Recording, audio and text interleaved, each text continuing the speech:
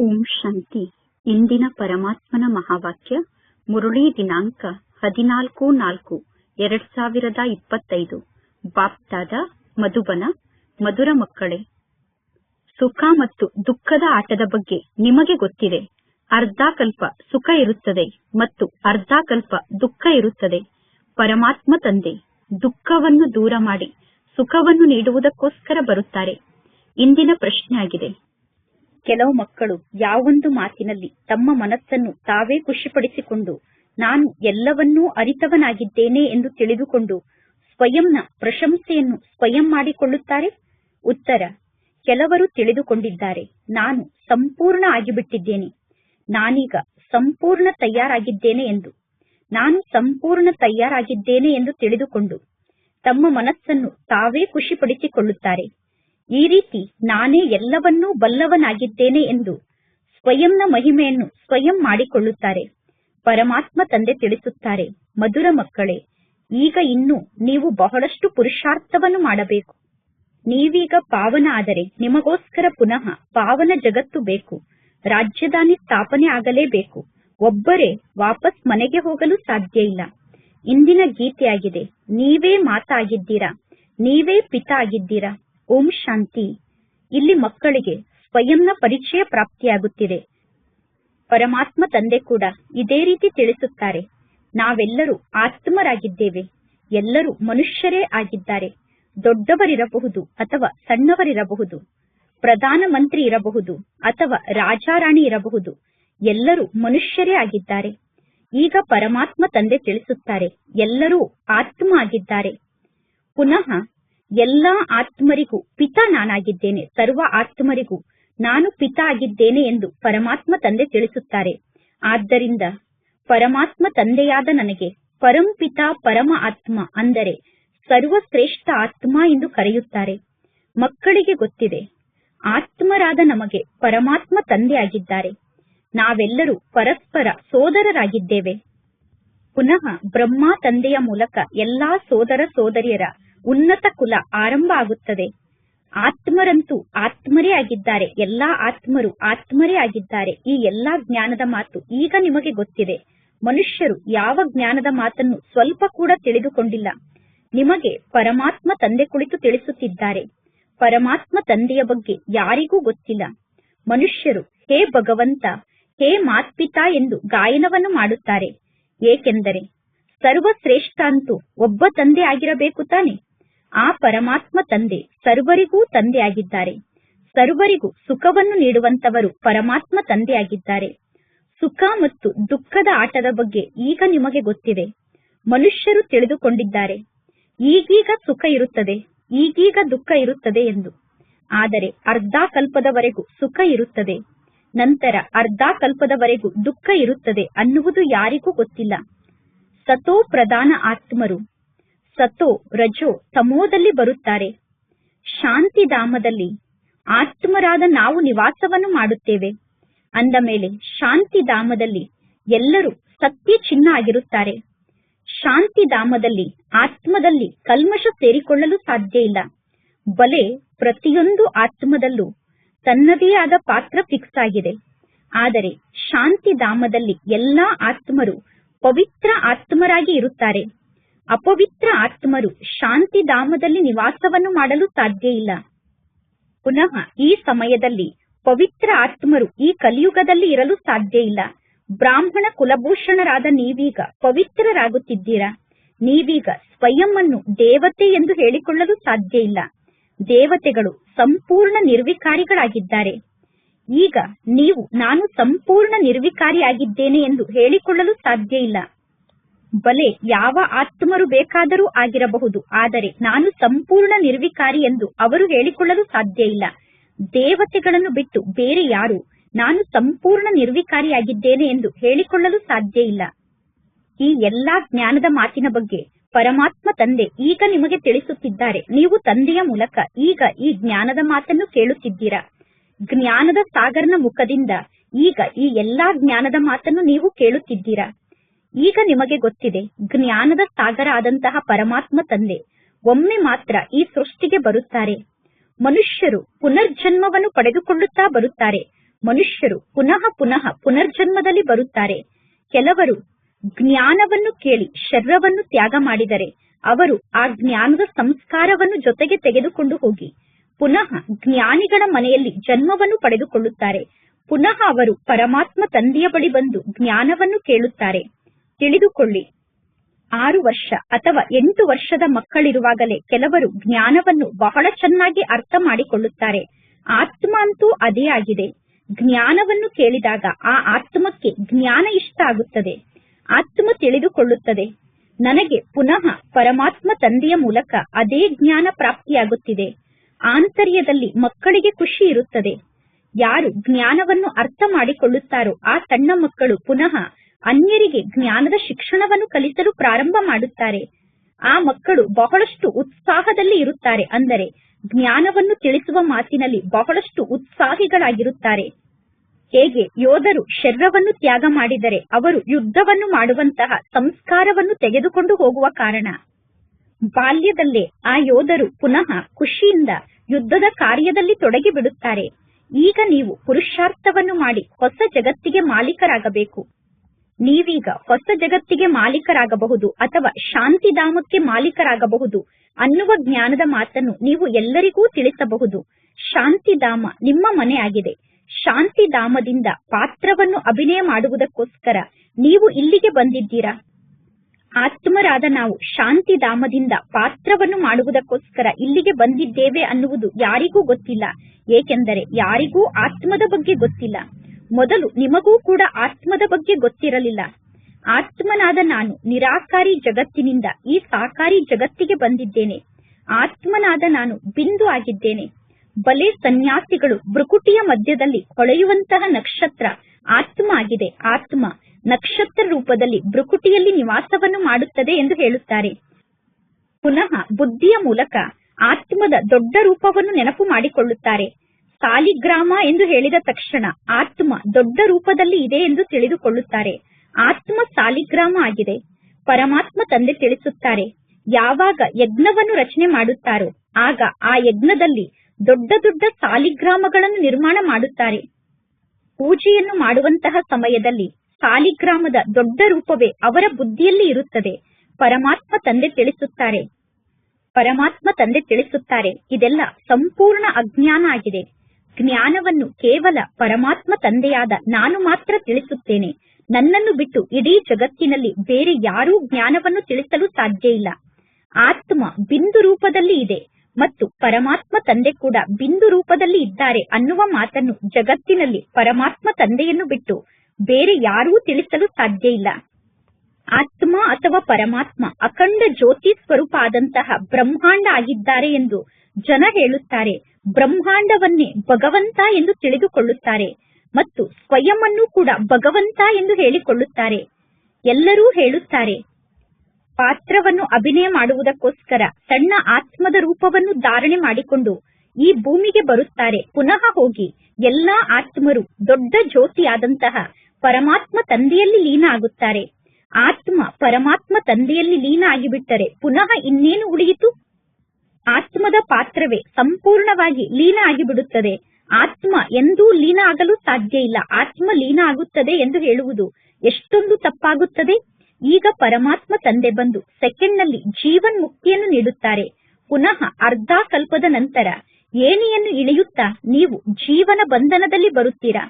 ಪುನಃ ಪರಮಾತ್ಮ ತಂದೆ ಬಂದು ನಮ್ಮನ್ನು ಜೀವನ್ ಮುಕ್ತ ಆತ್ಮರನ್ನಾಗಿ ಮಾಡುತ್ತಾರೆ. ಆದ್ದರಿಂದ ಪರಮಾತ್ಮ ತಂದೆಗೆ ಸರ್ವರ ಸದ್ಗತಿದಾತ ಎಂದು ಕರೆಯಲಾಗುತ್ತದೆ. ಪರಮಾತ್ಮ ತಂದೆ ಪತಿತ ಪಾವನ ಆಗಿದ್ದಾರೆ ಅಂದ ಮೇಲೆ ಪತಿತ ಪಾವನ ಆದಂತಹ ಪರಮಾತ್ಮ ತಂದೆಯನ್ನು ನೆನಪು ಮಾಡಬೇಕು. ಪರಮಾತ್ಮ ತಂದೆಯ ನೆನಪಿನ ಮೂಲಕ ನೀವು ಪಾವನ ಆತ್ಮರಾಗುತ್ತೀರಾ. ಪರಮಾತ್ಮ ತಂದೆಯನ್ನು ನೆನಪು ಮಾಡದೇ ಇದ್ದರೆ ನೀವು ಪಾವನ ಆತ್ಮರಾಗಲು ಸಾಧ್ಯ ಇಲ್ಲ. ಸರ್ವಶ್ರೇಷ್ಠ ಅಂದರೆ ಒಬ್ಬ ಪರಮಾತ್ಮ ತಂದೆ ಆಗಿದ್ದಾರೆ. ಕೆಲವರು ಹೇಳುತ್ತಾರೆ, ನಾನಂತೂ ಸಂಪೂರ್ಣ ಆಗಿಬಿಟ್ಟಿದ್ದೇನೆ, ನಾನೀಗ ಸಂಪೂರ್ಣ ತಯಾರಾಗಿದ್ದೇನೆ ಎಂದು. ನಾನು ಸಂಪೂರ್ಣ ತಯಾರಾಗಿದ್ದೇನೆ ಎಂದು ತಿಳಿದುಕೊಂಡು ತಮ್ಮ ಮನಸ್ಸನ್ನು ತಾವೇ ಖುಷಿಪಡಿಸಿಕೊಳ್ಳುತ್ತಾರೆ. ಇದಕ್ಕೆ ಸ್ವಯಂನ ಪ್ರಶಂಸೆಯನ್ನು ಸ್ವಯಂ ಮಾಡಿಕೊಂಡು ನಾನೇ ಎಲ್ಲವನ್ನೂ ಬಲ್ಲವನು ಎಂದು ತಿಳಿದುಕೊಳ್ಳುವುದು ಎಂದು ಕರೆಯಲಾಗುತ್ತದೆ. ಅಂದರೆ ಅಹಂಕಾರಕ್ಕೆ ವಶ ಆಗುವುದು ಎಂದು ಕರೆಯಲಾಗುತ್ತದೆ. ಪರಮಾತ್ಮ ತಂದೆ ತಿಳಿಸುತ್ತಾರೆ, ಮಧುರ ಮಕ್ಕಳೇ, ಈಗ ಇನ್ನೂ ನೀವು ಬಹಳಷ್ಟು ಪುರುಷಾರ್ಥವನ್ನು ಮಾಡಬೇಕು. ನೀವು ಪಾವನ ಆದರೆ ಪುನಃ ನಿಮಗೋಸ್ಕರ ಪಾವನ ಜಗತ್ತು ಬೇಕು. ಒಬ್ಬರೇ ವಾಪಸ್ ಮನೆಗೆ ಹೋಗಲು ಸಾಧ್ಯ ಇಲ್ಲ. ನೀವು ಬಲೆ, ನಾನು ಬೇಗ ಕರ್ಮಾತೀತ ಸ್ಥಿತಿಯನ್ನು ತಲುಪಬೇಕು ಎಂದು ಎಷ್ಟೇ ಪ್ರಯತ್ನವನ್ನು ಪಟ್ಟರೂ ಕೂಡ ನೀವು ಬೇಗ ಕರ್ಮಾತೀತ ಸ್ಥಿತಿಯನ್ನು ತಲುಪಲು ಸಾಧ್ಯ ಇಲ್ಲ. ರಾಜಧಾನಿ ಸ್ಥಾಪನೆ ಆಗಲೇಬೇಕು. ಬಲೆ, ಕೆಲವು ವಿದ್ಯಾರ್ಥಿಗಳು ಶಿಕ್ಷಣವನ್ನು ಕಲಿಯುವ ಮಾತಿನಲ್ಲಿ ಬಹಳಷ್ಟು ಬುದ್ಧಿವಂತರಾಗುತ್ತಾರೆ. ಅವರು ಬಹಳಷ್ಟು ಬುದ್ಧಿವಂತರಾಗಿ ಬೇಗ ಶಿಕ್ಷಣವನ್ನು ಕಲಿತರೂ ಕೂಡ ಪರೀಕ್ಷೆ ಸಮಯಕ್ಕೆ ಸರಿಯಾಗಿಯೇ ನಡೆಯುತ್ತದೆ. ಬುದ್ಧಿವಂತ ವಿದ್ಯಾರ್ಥಿಗಳಿಗೋಸ್ಕರ ಬೇಗ ಪರೀಕ್ಷೆಯನ್ನು ನಡೆಸಲು ಸಾಧ್ಯ ಇಲ್ಲ. ಇಲ್ಲೂ ಕೂಡ ಅದೇ ರೀತಿ ಆಗುತ್ತದೆ. ನೀವು ಬಲೆ ಬಹಳಷ್ಟು ಯೋಗವನ್ನು ಮಾಡಿದರೂ ಕೂಡ ನಿಮಗೋಸ್ಕರ ಪರೀಕ್ಷೆಯ ರಿಸಲ್ಟ್ ಬೇಗ ಬರಲು ಸಾಧ್ಯ ಇಲ್ಲ. ಸಮಯಕ್ಕೆ ಸರಿಯಾಗಿ ಶಿಕ್ಷಣದ ರಿಸಲ್ಟ್ ಸಿಗುತ್ತದೆ. ಯಾರು ಎಷ್ಟೇ ಚೆನ್ನಾಗಿ ಪುರುಷಾರ್ಥವನ್ನು ಮಾಡಿದರೂ ಕೂಡ ನಾನು ಸಂಪೂರ್ಣ ತಯಾರಾಗಿದ್ದೇನೆ, ನಾನು ಪರಿಪೂರ್ಣ ಆಗಿದ್ದೇನೆ ಎಂದು ಹೇಳಲು ಸಾಧ್ಯ ಇಲ್ಲ. ಇಲ್ಲ, ಆತ್ಮ 16 ಕಲಾ ಸಂಪೂರ್ಣ ಆಗಿಲ್ಲ. ಯಾವ ಆತ್ಮವು ಈಗಲೇ 16 ಕಲಾ ಸಂಪೂರ್ಣ ಆಗಲು ಸಾಧ್ಯ ಇಲ್ಲ. 16 ಕಲಾ ಸಂಪೂರ್ಣರಾಗುವುದಕ್ಕೋಸ್ಕರ ಬಹಳಷ್ಟು ಪುರುಷಾರ್ಥವನ್ನು ಮಾಡಬೇಕು. ಕೇವಲ ಸ್ವಯಂನ ಮನಸ್ಸನ್ನು ಸ್ವಯಂ ಖುಷಿಪಡಿಸಿಕೊಳ್ಳುವುದಷ್ಟೇ ಅಲ್ಲ, ನಾನು ಸಂಪೂರ್ಣ ಆಗಿಬಿಟ್ಟಿದ್ದೇನೆ ಎಂದು ತಿಳಿದುಕೊಂಡು ನಿಮ್ಮ ಮನಸ್ಸನ್ನು ನೀವೇ ಖುಷಿಪಡಿಸಿಕೊಳ್ಳಬೇಡಿ. ಇಲ್ಲ, ಅಂತ್ಯದಲ್ಲಿ ನಾವು ಸಂಪೂರ್ಣರಾಗುತ್ತೇವೆ. ಆದ್ದರಿಂದ ಎಂದು ಸ್ವಯಂನ ಪ್ರಶಂಸೆಯನ್ನು ಮಾಡಿಕೊಂಡು ನಾನೇ ಎಲ್ಲವನ್ನೂ ಅರಿತವನು ಎಂದು ತಿಳಿದುಕೊಂಡು ಅಹಂಕಾರಕ್ಕೆ ವಶ ಆಗಬೇಡಿ. ಈಗ ಸಂಪೂರ್ಣ ರಾಜಧಾನಿ ಸ್ಥಾಪನೆ ಆಗಬೇಕು. ಇನ್ನು ಮಕ್ಕಳಿಗೆ ಇಷ್ಟಂತೂ ಗೊತ್ತಿದೆ. ಈಗ ಸಮಯ ಬಹಳ ಕಡಿಮೆ ಇದೆ. ಬಾಂಬ್ಸ್ ಗಳನ್ನು ಕೂಡ ತಯಾರು ಮಾಡುತ್ತಿದ್ದಾರೆ. ಬಾಂಬ್ಸ್ ಅನ್ನು ತಯಾರು ಮಾಡಲು ಸಮಯ ಅಂತೂ ಬೇಕಾಗುತ್ತದೆ. ನಂತರ ಬಾಂಬ್ಸ್ ಅನ್ನು ತಯಾರು ಮಾಡುತ್ತಾ ತಯಾರು ಮಾಡುವಂತಹ ಅಭ್ಯಾಸ ಆಗಿಬಿಟ್ಟರೆ ನಂತರ ತಕ್ಷಣ ಬಾಂಬ್ಸ್ ಅನ್ನು ತಯಾರು ಮಾಡುತ್ತಾರೆ. ಇದೆಲ್ಲವೂ ನಾಟಕದಲ್ಲಿ ಫಿಕ್ಸ್ ಆಗಿದೆ. ವಿನಾಶಕ್ಕೋಸ್ಕರ ಬಾಂಬ್ಸ್ ಅನ್ನು ನಿರ್ಮಾಣ ಮಾಡುತ್ತಾರೆ. ಭಗವದ್ಗೀತೆಯಲ್ಲೂ ಕೂಡ ಬಾಂಬ್ಸ್ ಅನ್ನುವ ಶಬ್ದ ಇದೆ. ಅಂದರೆ ವನಕೆಯ ಮೂಲಕ ತಮ್ಮ ಕುಲದ ನಾಶವನ್ನು ಮಾಡಿಕೊಂಡರು ಅನ್ನುವ ಶಬ್ದ ಗೀತೆಯಲ್ಲೂ ಕೂಡ ಇದೆ. ಶಾಸ್ತ್ರದಲ್ಲೂ ಕೂಡ ಪುನಃ ಬರೆದಿದ್ದಾರೆ. ಹೊಟ್ಟೆಯಿಂದ ಲೋಹದ ವನಕೆ ಬಂತು, ನಂತರ ಅದರಿಂದ ಹೊಡೆದಾಡಿ ತಮ್ಮ ಕುಲವನ್ನು ನಾಶ ಮಾಡಿಕೊಂಡರು ಎಂದು. ಇದೆಲ್ಲ ಅಸತ್ಯ ಮಾತಾಗಿದೆ. ಪರಮಾತ್ಮ ತಂದೆ ಬಂದು ತಿಳಿಸುತ್ತಾರೆ, ಇದಕ್ಕೆ ವನಕೆ ಎಂದು ಕರೆಯುವುದಿಲ್ಲ, ಇದಕ್ಕೆ ಬಾಂಬ್ಸ್ ಎಂದು ಕರೆಯಲಾಗುತ್ತದೆ.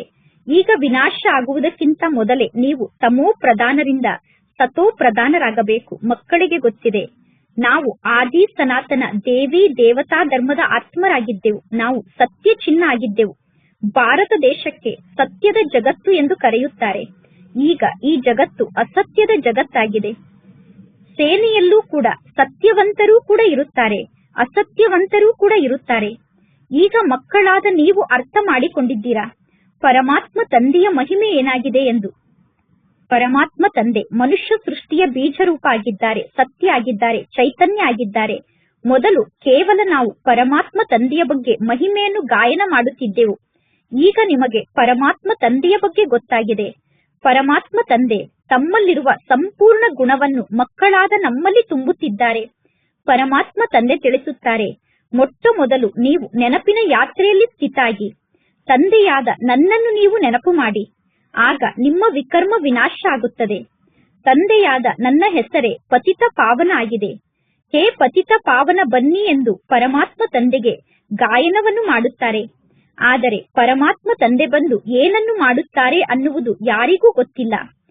ಇಲ್ಲಿ ಒಬ್ಬ ಸೀತೆಯರ ಮಾತಿಲ್ಲ. ಇಲ್ಲಿ ಕೇವಲ ಒಬ್ಬ ಸೀತೆ ಇಲ್ಲ, ನೀವೆಲ್ಲರೂ ಕೂಡ ಸೀತೆಯರೇ ಆಗಿದ್ದೀರಾ. ಪರಮಾತ್ಮ ತಂದೆ ಮಕ್ಕಳಾದ ನಿಮ್ಮನ್ನು ಬೇಹದ್ದಿಗೆ ಕರೆದುಕೊಂಡು ಹೋಗುವುದಕ್ಕೋಸ್ಕರ ಬೇಹದ್ದಿನ ಮಾತನ್ನು ತಿಳಿಸುತ್ತಿದ್ದಾರೆ. ನೀವೀಗ ಬೇಹದ್ದಿನ ಬುದ್ಧಿಯ ಮೂಲಕ ಸ್ತ್ರೀಯರು ಮತ್ತು ಪುರುಷರು ಎಲ್ಲರೂ ಕೂಡ ಸೀತೆಯರಾಗಿದ್ದಾರೆ ಅನ್ನುವುದನ್ನು ಅರ್ಥ ಮಾಡಿಕೊಂಡಿದ್ದೀರಾ. ಎಲ್ಲರೂ ರಾವಣನ ಬಂಧನದಲ್ಲಿ ಇದ್ದಾರೆ. ಪರಮಾತ್ಮ ತಂದೆ ಬಂದು ಎಲ್ಲರನ್ನೂ ರಾವಣನ ಜೈಲಿನಿಂದ ಮುಕ್ತ ಮಾಡುತ್ತಾರೆ. ರಾವಣ ಅಂದರೆ ಯಾರೋ ಒಬ್ಬ ಮನುಷ್ಯ ಅಲ್ಲ. ಈ ಎಲ್ಲಾ ಮಾತನ್ನು ತಂದೆ ಮಕ್ಕಳಿಗೆ ತಿಳಿಸುತ್ತಿದ್ದಾರೆ. ಪ್ರತಿಯೊಬ್ಬರಲ್ಲೂ ಪಂಚವಿಕಾರ ಇದೆ. ಆದ್ದರಿಂದ ಈ ಜಗತ್ತಿಗೆ ರಾವಣ ರಾಜ್ಯ ಎಂದು ಕರೆಯಲಾಗುತ್ತದೆ. ಇದರ ಹೆಸರೇ ವಿಕಾರಿ ಜಗತ್ತಾಗಿದೆ. ಸತ್ಯುಗ ನಿರ್ವಿಕಾರಿ ಜಗತ್ತಾಗಿದೆ. ನಿರ್ವಿಕಾರಿ ಜಗತ್ತಿನ ಹೆಸರೇ ಬೇರೆ ಆಗಿದೆ. ವಿಕಾರಿ ಜಗತ್ತಿನ ಹೆಸರೇ ಬೇರೆ ಆಗಿದೆ. ಎರಡೂ ಜಗತ್ತಿನ ಹೆಸರು ಬೇರೆ ಬೇರೆ ಆಗಿದೆ. ಈ ಕಲಿಯುಗ ವೇಶ್ಯಾಲಯ ಆಗಿದೆ, ಸತ್ಯುಗ ಶಿವಾಲಯ ಆಗಿದೆ. ನಿರ್ವಿಕಾರಿ ಜಗತ್ತಿನಲ್ಲಿ ಈ ಲಕ್ಷ್ಮೀನಾರಾಯಣರು ವಿಶ್ವಕ್ಕೆ ಮಾಲೀಕರಾಗಿದ್ದರು. ವಿಕಾರಿ ಮನುಷ್ಯರು ಹೋಗಿ ನಿರ್ವಿಕಾರಿ ದೇವತೆಗಳಾದಂತಹ ಲಕ್ಷ್ಮೀನಾರಾಯಣರಿಗೆ ನಮಸ್ಕಾರವನ್ನು ಮಾಡುತ್ತಾರೆ. ವಿಕಾರಿ ರಾಜರು ಈ ನಿರ್ವಿಕಾರಿ ರಾಜರ ಸಮ್ಮುಖಕ್ಕೆ ಹೋಗಿ ನಮಸ್ಕಾರವನ್ನು ಮಾಡುತ್ತಾರೆ. ಈ ಎಲ್ಲಾ ಮಾತಿನ ಬಗ್ಗೆ ನಿಮಗೆ ಗೊತ್ತಿದೆ.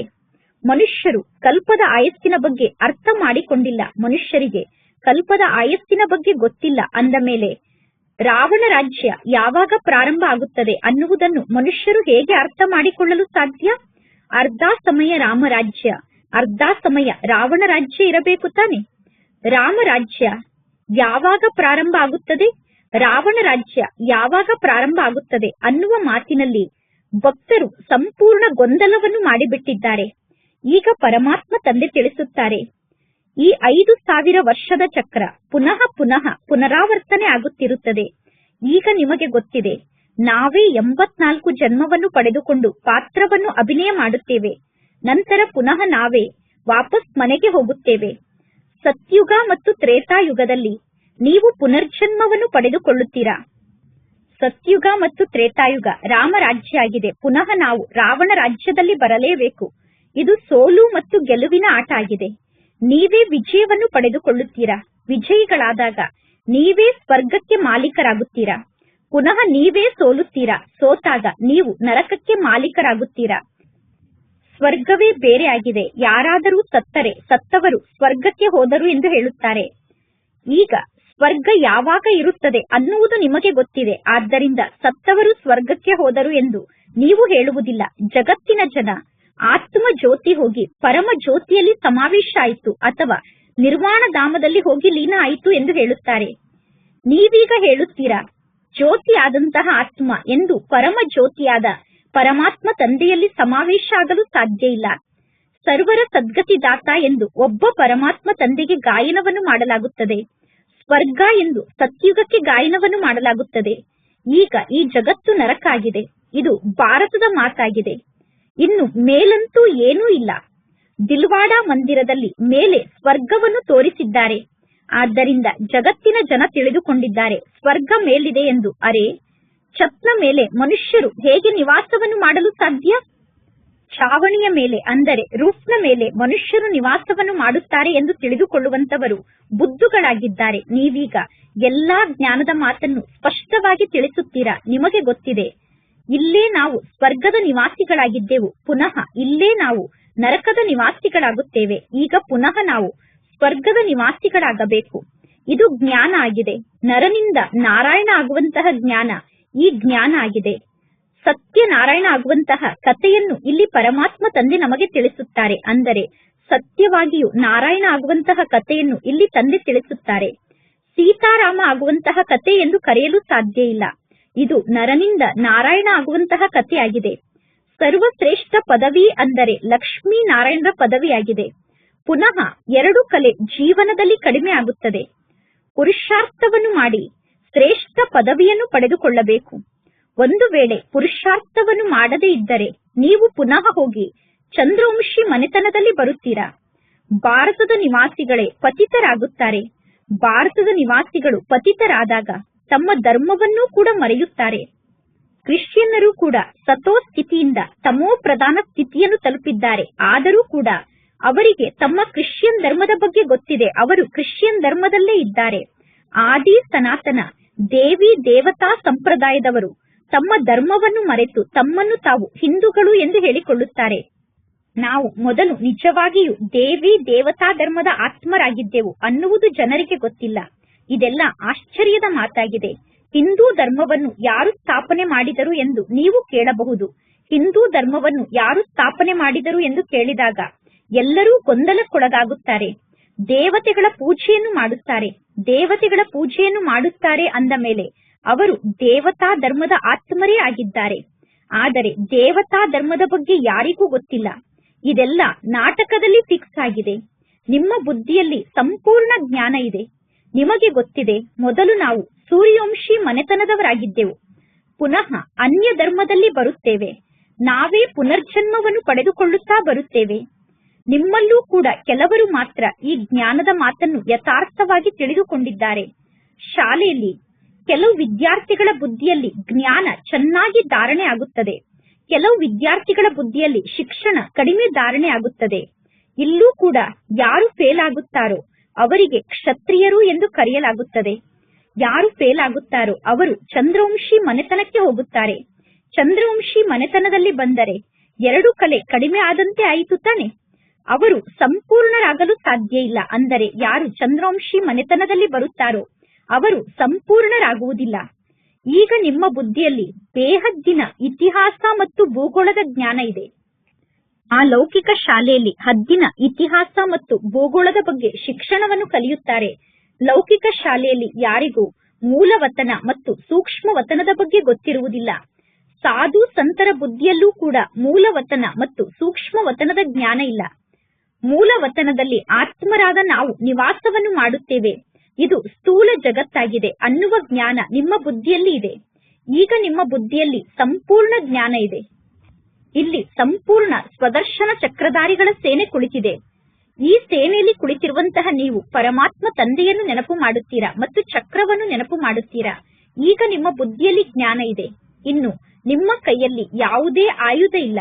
ಜ್ಞಾನದ ಮೂಲಕ ಸ್ವಯಂನ ದರ್ಶನ ನಿಮಗೆ ಆಗಿದೆ. ರಚಯಿತ ಆದಂತಹ ಪರಮಾತ್ಮ ತಂದೆ ರಚಯಿತನ ಬಗ್ಗೆ ಮತ್ತು ರಚನೆಯ ಆದಿ ಮಧ್ಯ ಅಂತ್ಯದ ಬಗ್ಗೆ ಜ್ಞಾನವನ್ನು ತಿಳಿಸುತ್ತಾರೆ. ಈಗ ಪರಮಾತ್ಮ ತಂದೆಯ ಆಜ್ಞೆ ಆಗಿದೆ, ರಚಯಿತ ಆದಂತಹ ನನ್ನನ್ನು ನೀವು ನೆನಪು ಮಾಡಿ, ಆಗ ನಿಮ್ಮ ವಿಕರ್ಮ ವಿನಾಶ ಆಗುತ್ತದೆ. ಯಾರು ಎಷ್ಟು ಜಾಸ್ತಿ ಸಮಯ ಸ್ವದರ್ಶನ ಚಕ್ರಧಾರಿಗಳಾಗುತ್ತಾರೋ ಮತ್ತು ಅನ್ಯರನ್ನು ಸ್ವದರ್ಶನ ಚಕ್ರಧಾರಿಯನ್ನಾಗಿ ಮಾಡುತ್ತಾರೋ ಅವರು ಅಷ್ಟು ಜಾಸ್ತಿ ಸೇವೆಯನ್ನು ಮಾಡುತ್ತಾರೆ. ಅಂತವರಿಗೆ ಜಾಸ್ತಿ ಪದವಿ ಸಿಗುತ್ತದೆ. ಇದಂತೂ ಸಾಧಾರಣ ಮಾತಾಗಿದೆ. ಗೀತೆಯಲ್ಲಿ ಶ್ರೀಕೃಷ್ಣನ ಹೆಸರನ್ನು ತೋರಿಸಿರುವ ಕಾರಣ ಪರಮಾತ್ಮ ತಂದೆಯನ್ನು ಮರೆತು ಬಿಟ್ಟಿದ್ದಾರೆ. ಶ್ರೀಕೃಷ್ಣನಿಗೆ ಸರ್ವರಿಗೂ ತಂದೆ ಎಂದು ಕರೆಯಲು ಸಾಧ್ಯ ಇಲ್ಲ. ತಂದೆಯ ಮೂಲಕ ಆಸ್ತಿ ಸಿಗುತ್ತದೆ. ಪತಿತ ಪಾವನ ಎಂದು ಪರಮಾತ್ಮ ತಂದೆಗೆ ಕರೆಯಲಾಗುತ್ತದೆ.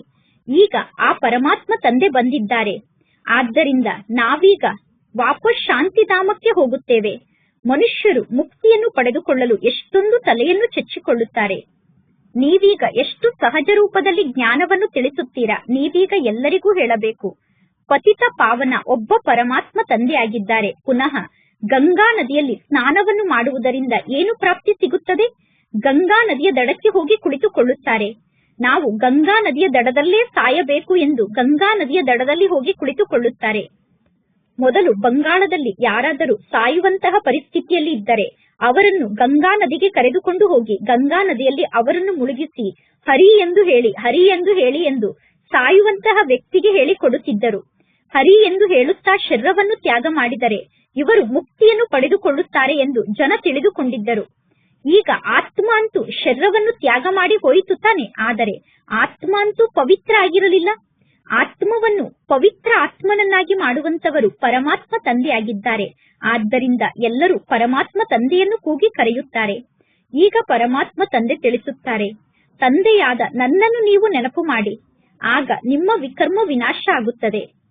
ಪರಮಾತ್ಮ ತಂದೆ ಬಂದು ಹಳೆಯ ಜಗತ್ತನ್ನು ಹೊಸ ಜಗತ್ತನ್ನಾಗಿ ಮಾಡುತ್ತಾರೆ. ಇನ್ನು ಪರಮಾತ್ಮ ತಂದೆ ಹೊಸದಾಗಿ ಜಗತ್ತನ್ನು ನಿರ್ಮಾಣ ಮಾಡುವುದಿಲ್ಲ, ಹಳೆಯದನ್ನು ಹೊಸದನ್ನಾಗಿ ಮಾಡುತ್ತಾರೆ. ಒಳ್ಳೆಯದು, ಮಧುರಾತಿ ಮಧುರ. ಅಗಲಿ ಹೋಗಿ ಮರಳಿ ಸಿಕ್ಕಿರುವ ಮಕ್ಕಳ ಪ್ರತಿ ಮಾತ್ಪಿತಾ ಬಾಪ್ತಾದರವರ ನೆನಪು, ಪ್ರೀತಿ ಹಾಗೂ ಸುಪ್ರಭಾತ. ಆತ್ಮಿಕ ಮಕ್ಕಳಿಗೆ ಆತ್ಮಿಕ ತಂದೆಯ ನಮಸ್ತೆ. ಆತ್ಮಿಕ ತಂದೆಗೆ ಆತ್ಮಿಕ ಮಕ್ಕಳ ನೆನಪು, ಪ್ರೀತಿ ಹಾಗೂ ನಮಸ್ತೆ ನಮಸ್ತೆ ನಮಸ್ತೆ. ಧಾರಣೆಗೋಸ್ಕರ ಮುಖ್ಯ ಸಾರ. ಫಸ್ಟ್ ಪಾಯಿಂಟ್, ಪರಮಾತ್ಮ ತಂದೆಯಲ್ಲಿ ಯಾವ ಗುಣ ಇದೆಯೋ ಆ ಗುಣವನ್ನು ಸ್ವಯಂನಲ್ಲಿ ಧಾರಣೆ ಮಾಡಿಕೊಳ್ಳಬೇಕು. ಪರೀಕ್ಷೆಗಿಂತ ಮೊದಲೇ ಪುರುಷಾರ್ಥವನ್ನು ಮಾಡಿ ಸ್ವಯಂ ಅನ್ನು ಸಂಪೂರ್ಣ ಪಾವನ ಆತ್ಮನನ್ನಾಗಿ ಮಾಡಿಕೊಳ್ಳಬೇಕು. ಪಾವನ ಆಗುವಂತಹ ಮಾತಿನಲ್ಲಿ ನಾನು ಸಂಪೂರ್ಣ ಆಗಿದ್ದೇನೆ, ನನಗೆ ಎಲ್ಲಾ ಗೊತ್ತಿದೆ ಎಂದು ತಿಳಿದುಕೊಂಡು ಸ್ವಯಂನ ಪ್ರಶಂಸೆಯನ್ನು ಮಾಡಿಕೊಂಡು ಅಹಂಕಾರಕ್ಕೆ ವಶ ಆಗಬಾರದು. ಸೆಕೆಂಡ್ ಪಾಯಿಂಟ್, ಸ್ವದರ್ಶನ ಚಕ್ರಧಾರಿಗಳಾಗಬೇಕು ಮತ್ತು ಅನ್ಯರನ್ನೂ ಕೂಡ ಸ್ವದರ್ಶನ ಚಕ್ರಧಾರಿಯನ್ನಾಗಿ ಮಾಡಬೇಕು. ಪರಮಾತ್ಮ ತಂದೆಯನ್ನು ನೆನಪು ಮಾಡಬೇಕು ಮತ್ತು ಸೃಷ್ಟಿ ಚಕ್ರವನ್ನು ನೆನಪು ಮಾಡಬೇಕು. ಬೇಹದ್ದಿನ ತಂದೆಯ ಮೂಲಕ ಬೇಹದ್ದಿನ ಮಾತನ್ನು ಕೇಳಿ ನಿಮ್ಮ ಬುದ್ಧಿಯನ್ನು ಬೇಹದ್ದಿನಲ್ಲಿ ಇಟ್ಟುಕೊಳ್ಳಬೇಕು. ಹದ್ದಿನಲ್ಲಿ ಸಿಕ್ಕಿ ಹಾಕಿಕೊಳ್ಳಬಾರದು. ಇಂದಿನ ವರದಾನ ಆಗಿದೆ, ಸ್ವಯಂನ ಸ್ಥಿತಿಯ ಮೂಲಕ ಪರಿಸ್ಥಿತಿಯ ಮೇಲೆ ವಿಜಯವನ್ನು ಪ್ರಾಪ್ತಿ ಮಾಡಿಕೊಳ್ಳುವಂತಹ ಸಂಗಮ ಯುಗದ ವಿಜಯೀ ರತ್ನ ಆಗಿ ಪರಿಸ್ಥಿತಿಯ ಮೇಲೆ ವಿಜಯವನ್ನು ಪ್ರಾಪ್ತಿ ಮಾಡಿಕೊಳ್ಳಲು ಸಾಧನ ಅಂದರೆ ಸ್ವಸ್ಥಿತಿಯಾಗಿದೆ. ಈ ದೇಹ ಕೂಡ ಪರ ಆಗಿದೆ. ಈ ದೇಹ ಸ್ವ ಅಲ್ಲ. ಸ್ವಸ್ಥಿತಿ ಅಥವಾ ಸ್ವಧರ್ಮ ಸದಾ ಸುಖದ ಅನುಭವವನ್ನು ಮಾಡಿಸುತ್ತದೆ ಮತ್ತು ಪ್ರಕೃತಿಯ ಧರ್ಮ ಅಂದರೆ ಪರಧರ್ಮ ಅಥವಾ ದೇಹದ ಸ್ಮೃತಿ ಯಾವುದಾದರೂ ಒಂದು ಪ್ರಕಾರದ ದುಃಖದ ಅನುಭವವನ್ನು ಮಾಡಿಸುತ್ತದೆ. ಅಂದ ಮೇಲೆ ಸದಾ ಸ್ವಸ್ಥಿತಿಯಲ್ಲೇ ಸ್ಥಿತ ಆಗಿ ಇರಬೇಕು. ಆಗ ಸದಾ ಸುಖದ ಅನುಭವವನ್ನು ಮಾಡುತ್ತೀರಾ. ಯಾರು ಸದಾ ಸ್ವಸ್ಥಿತಿಯಲ್ಲಿ ಸ್ಥಿತ ಆಗಿರುತ್ತಾರೋ ಅವರು ಸದಾ ಸುಖದ ಅನುಭವವನ್ನು ಮಾಡುತ್ತಾರೆ. ಸ್ವಸ್ಥಿತಿಯಲ್ಲಿ ಸ್ಥಿತ ಆದಂತಹ ಆತ್ಮರ ಸಮ್ಮುಖಕ್ಕೆ ದುಃಖದ ಅಲೆ ಕೂಡ ಬರಲು ಸಾಧ್ಯ ಇಲ್ಲ. ಅವರು ಸಂಗಮ ಯುಗದ ವಿಜಯೀ ರತ್ನ ಆಗುತ್ತಾರೆ. ಇಂದಿನ ಶ್ಲೋಗನ್ ಆಗಿದೆ, ಪರಿವರ್ತನೆಯ ಶಕ್ತಿಯ ಮೂಲಕ ವ್ಯರ್ಥ ಸಂಕಲ್ಪದ ತೀವ್ರತೆಯ ಫೋರ್ಸ್ ಅನ್ನು ಸಮಾಪ್ತಿ ಮಾಡಿ. ಅಂದರೆ ತೀವ್ರ ಗತಿಯಿಂದ ಮನಸ್ಸಿನಲ್ಲಿ ಏನು ವ್ಯರ್ಥ ಸಂಕಲ್ಪ ನಡೆಯುತ್ತಿದೆಯೋ ಪರಿವರ್ತನೆಯ ಶಕ್ತಿಯ ಮೂಲಕ ಆ ವ್ಯರ್ಥ ಸಂಕಲ್ಪದ ಫೋರ್ಸ್ ಅನ್ನು ಸಮಾಪ್ತಿ ಮಾಡಿ. ಇಂದಿನ ಅವ್ಯಕ್ತ ಸೂಚನೆ ಆಗಿದೆ, ಕಂಬೈನ್ ರೂಪದ ಸ್ಮೃತಿಯ ಮೂಲಕ ಸದಾ ವಿಜಯಿಗಳಾಗಿ. ಜಗತ್ತಿನ ಜನ ಹೇಳುತ್ತಾರೆ, ಎಲ್ಲಿ ನೋಡಿದರೂ ಕೂಡ ನೀನೇ ಕಾಣಿಸುತ್ತೀಯ, ಅಂದರೆ ಎಲ್ಲಿ ನೋಡಿದರೂ ಪರಮಾತ್ಮ ತಂದೆ ಕಾಣಿಸುತ್ತಾರೆ ಎಂದು ಜಗತ್ತಿನ ಜನ ಹೇಳುತ್ತಾರೆ. ನೀವೀಗ ಹೇಳುತ್ತೀರಾ, ನಾವು ಏನನ್ನು ಮಾಡುತ್ತಿದ್ದರೂ, ನಾವು ಎಲ್ಲಿಗೆ ಹೋದರೂ ಪರಮಾತ್ಮ ತಂದೆ ಸದಾ ನಮ್ಮ ಜೊತೆಗೆ ಇದ್ದಾರೆ. ಅಂದರೆ ಕೇವಲ ನೀವೇ ಇದ್ದೀರಾ ಅಂದರೆ ಕೇವಲ ಇಲ್ಲಿ ತಂದೆ ಮಾತ್ರ ಇದ್ದಾರೆ, ತಂದೆ ಮಾತ್ರ ಇದ್ದಾರೆ.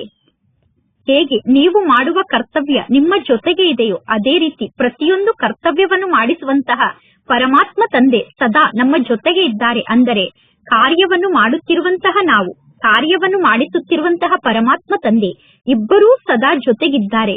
ಮಾಡುವವರು ಮತ್ತು ಮಾಡಿಸುವವರು ಇಬ್ಬರು ಕಂಬೈಂಡ್ ಆಗಿದ್ದಾರೆ. ಅಂದರೆ ಮಾಡುತ್ತಿರುವಂತಹ ಆತ್ಮ ಜ್ಯೋತಿಯಾದ ನಾನು, ಮಾಡಿಸುತ್ತಿರುವಂತಹ ಪರಮಾತ್ಮ ತಂದೆ ಇಬ್ಬರೂ ಕಂಬೈಂಡ್ ಆಗಿದ್ದೇವೆ. ಒಳ್ಳೆಯದು. ಓಂ ಶಾಂತಿ.